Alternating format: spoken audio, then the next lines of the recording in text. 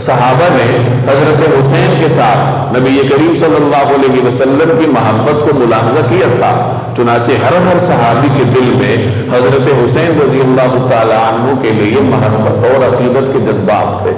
حضرت صدیق اکبر کی خلافت کے زمانے میں سیدنا حسین رضی اللہ تعالی عنہ کی عمر 7-8 برس تھی، ابھی بچپن ہی کے زمانے کو طے کر رہے تھے۔ اور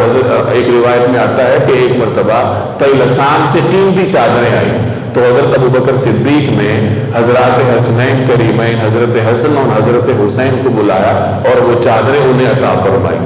اسی طریقے سے حضرت عمر رضی اللہ تعالی عنہ کے بارے میں آتا ہے کہ ایک مرتبہ ان کے پاس یمن سے کچھ حلے آئے، کچھ پوشاکیں آئیں۔ حضرت عمر اور رسول اللہ صلی اللہ علیہ وسلم کے منبر مبارک اور آپ کے حجرہ مبارکہ کے درمیان تشریف فرما تھے، صحابہ کرام آتے جاتے، ان کی اولاد بھی آتی، انہیں پوشاکیں عطا ہوتی اور حضرت عمر سے مل کے سارے واپس چلے جاتے۔ اتنے میں حضرت حسن اور حضرت حسین اپنے حجرے سے باہر آئے۔ حضرت عمر نے ان کو دیکھا کہ ان کے مبارک اجسام پر وہ پوشاکیں نہیں ہیں،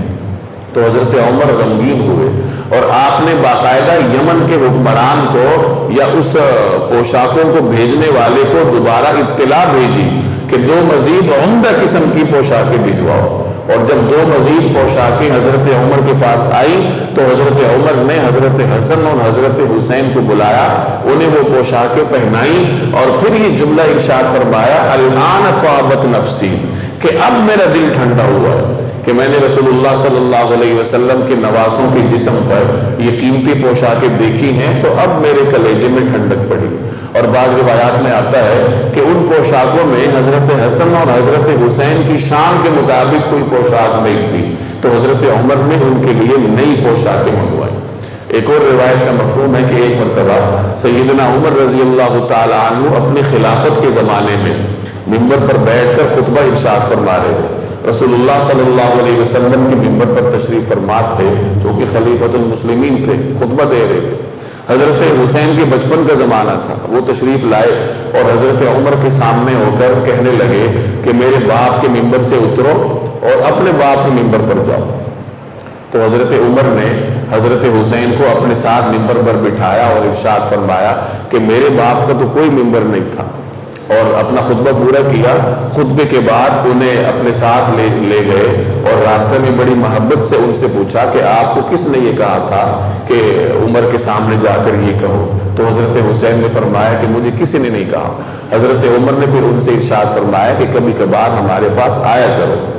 یہ ان کی محبت تھی سیدنا حسین کے ساتھ کہ وہ یہ پسند کرتے تھے کہ ان کا ہمارے ہاں آنا جانا ہو۔ تو ایک موقع پہ حضرت حسین حضرت عمر کے پاس گئے ملنے کے لیے، تو دیکھا کہ باہر دروازے پر حضرت عبداللہ بن عمر کھڑے ہیں، تو حضرت عمر کے صاحبزادے تھے۔ تو حضرت حسین نے ان سے پوچھا کہ کیا بات ہے، آپ اندر نہیں جا رہے؟ تو ابن عمر نے فرمایا کہ حضرت عمر اندر حضرت امیر معاویہ کے ساتھ کوئی مشورے میں مشغول ہیں اور مجھے اندر جانے کی اجازت نہیں ملی، اس لیے میں انتظار کر رہا ہوں۔ تو حضرت حسین نے یہ سمجھا کہ جب ان کو اجازت نہیں ملی تو مجھے بھی نہیں ملے گی، کوئی اہم معاملہ ہوگا، تو وہ واپس چلے گئے۔ پھر کسی موقع پہ حضرت عمر کا ان سے سامنا ہوا تو حضرت عمر نے ان سے فرمایا کہ آپ ہمارے پاس آتے نہیں ہیں۔ تو سیدنا حسین رضی اللہ تعالی عنہ نے ان سے فرمایا تھا، لیکن باہر دروازے پہ عبداللہ بن عمر انتظار کر رہے تھے۔ تو حضرت حسین نے فرمایا کہ میں نے یہی سمجھا کہ جب عبداللہ بن عمر کو اجازت نہیں ملی تو مجھے بھی نہیں ملے گی۔ تو حضرت عمر نے ان سے مخاطب ہو کے ارشاد فرمایا کہ عبداللہ بن عمر کو آپ سے کیا نسبت ہے؟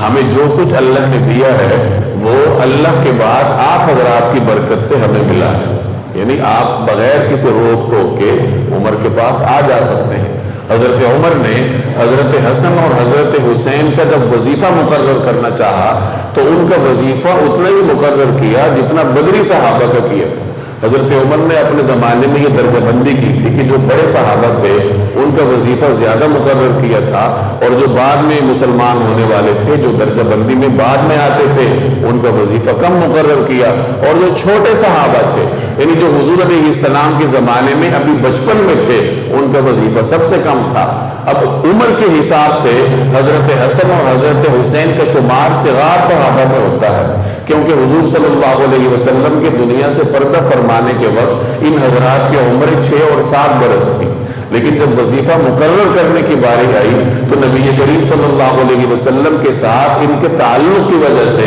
حضرت عمر نے انہیں وہی سٹیٹس، وہی درجہ دیا جو بدری صحابہ کا تھا۔ بدری صحابہ کا وظیفہ 5000 درہم مقرر ہوا تو سیدنا عمر رضی اللہ تعالیٰ عنہ نے حضرت حسین کا وظیفہ بھی 5000 درہم مقرر کیا۔ ایک اور روایت میں آتا ہے حضرت ابو ہریرہ رضی اللہ تعالیٰ عنہ ایک مرتبہ کسی جنازے سے آ رہے تھے، حضرت حسین بھی تھے، صحابہ کرام کسی جنازے سے واپس آ رہے تھے، وہ جنازہ ذرا مدینہ سے کچھ فاصلے پہ تھا،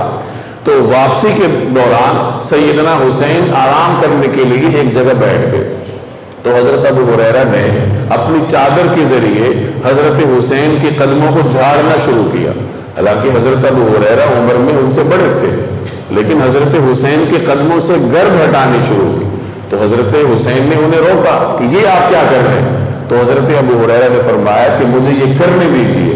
اور اگر ان دوسروں کو معلوم ہو جائے کہ آپ کا مرتبہ کیا ہے تو یہ لوگ آپ کو کندھوں پہ اٹھا لیں۔